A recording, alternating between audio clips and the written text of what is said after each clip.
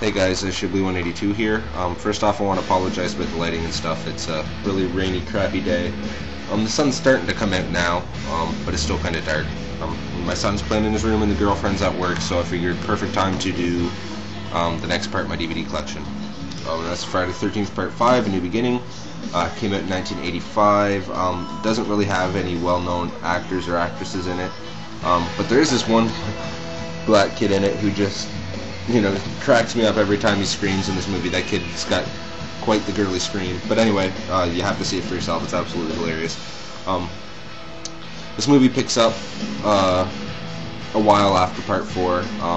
Tommy Jarvis is now in like this center for kids or teens or something, where they're trying to introduce them back into society. I believe it's called Pinehurst. I'm not 100%. But yeah, anyway, that's where he gets put, and what ends up happening, and he's seeing visions of Jason constantly. He's been terrorized by Jason, and that's what's kind of driven him mad to the point where he has to be put in this house. But yeah, anyway, one of the patients ends up getting murdered by another patient who was taken away, arrested, whatever. And one of the paramedics named Roy sees the patient that was murdered and realizes it was his son that he had given up a long time ago. This kind of drives him mad, and he decides to start killing these patients off one by one to get his revenge. And it's not just the patients of the Pinehurst that he's knocking off. He's killing pretty much anyone he gets his hands on. There is a huge body count in this movie, probably one of the higher body counts in a Friday the 13th film. There's this one character named Ethel who cracks me up constantly too, just like the black kid, but it's more her language, her mouth is absolutely hilarious, just the things that she says. It's a fun movie. Like I said, there's a huge body count. A lot of people don't like this movie because Jason Voorhees is not the killer. Jason Voorhees is in the movie, but only in certain scenes in Tommy's flashbacks. The main difference between Jason Voorhees and Roy is Roy's got these blue arrows on his hockey mask, and we all know Jason has red. So that was the first difference I noticed when I was watching this film. As you're watching it, you're thinking, is that Jason? Is it not Jason? You're kind of confused. It's giving you lots of suspects. You're thinking, has Tommy Jarvis gone mad? Has he started killing people? There's a lot of stuff that kind of boggles the mind in this movie. I think what they tried to do was go back to the original mystery of not knowing who the killer was, and having you try to guess through the whole film. And they did a pretty good job on it. When I watch it over now, it's obvious Roy's the killer right from the very beginning. But when you watch it the first time, you're constantly guessing, trying to figure out who the killer is, and I think that's one good thing they did with this movie. Like I said, a lot of people hate this movie, and the main thing I've noticed is anytime a franchise or someone tries to do something different, people either hate it or they love it. Personally, I love this film. It's a kick-ass Friday the 13th sequel that deserves more respect than what it gets. It's overall, it's an amazing film, and like I said, there's a lot of death scenes. There's not a lot of gore. There is gore. There's not a lot of gore, but the kills are awesome. My top 3 kills have to be, let me think here for a minute, guys. The girl just gets done screwing her boyfriend, and she gets the shears to the eyes. That's absolutely awesome.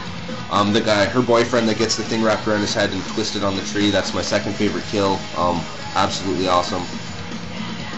My favorite kill was hard to pick, because there is one kill that I like that didn't make this list, and that's the guy, Ethel's son, getting his head cut off on his motorbike. Absolutely love that, but that didn't make my top 3. My favorite kill has to be the guy in the shitter singing that song with his girlfriend, is "Ooh baby." I love that death so much when it spears him through. Just to die on the shitter would suck, so I've always liked that kill.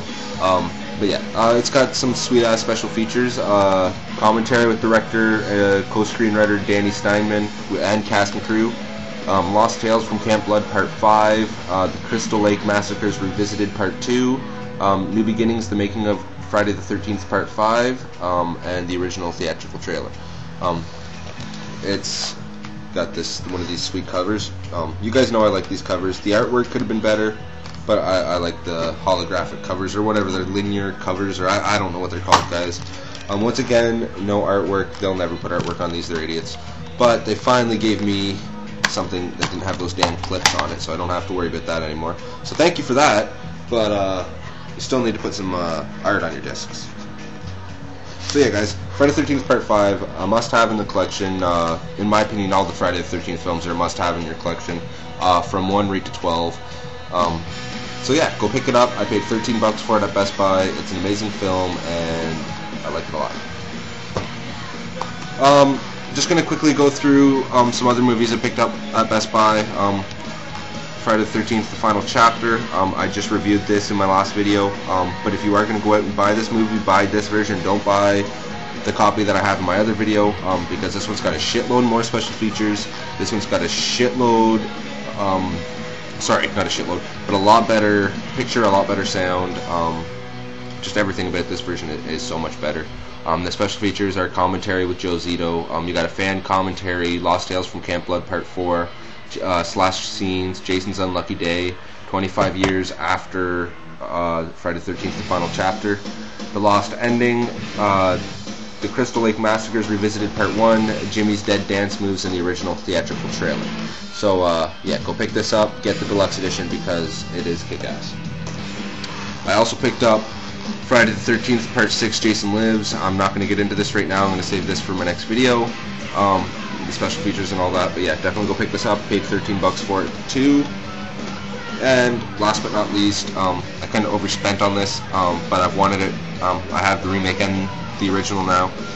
But yeah, My Bloody Valentine 3D. I bought the special edition with one of those sweet covers. Like I said, I have no clue what these are called. I paid $30 for it, but it is the 2-disc special edition. Comes with 4 pairs of 3D glasses. I'm not going to get into any details or anything on this right now. I really did enjoy it. I haven't watched it in 3D yet. I watched it online in 2D, and then when I came home, I watched it with my girlfriend and her friend in 2D again, because they kept taking their glasses off anyway. So yeah, we just watched it in 2D. But yeah, go pick this up, guys. It's an absolutely amazing film. I loved every minute of it, and I think they did a really good job on this remake. And they left something that they did with the original as well, is they left room for a sequel. There was never a sequel to the original, and I'd like to see a sequel to this one. I think it'd be fun.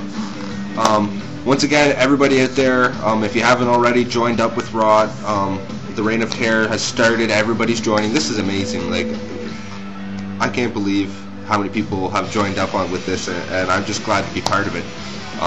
To be in this with all you guys. So yeah, join Rod if you haven't. It's an absolutely amazing group of horror fans who, you know, say fuck you to all the haters.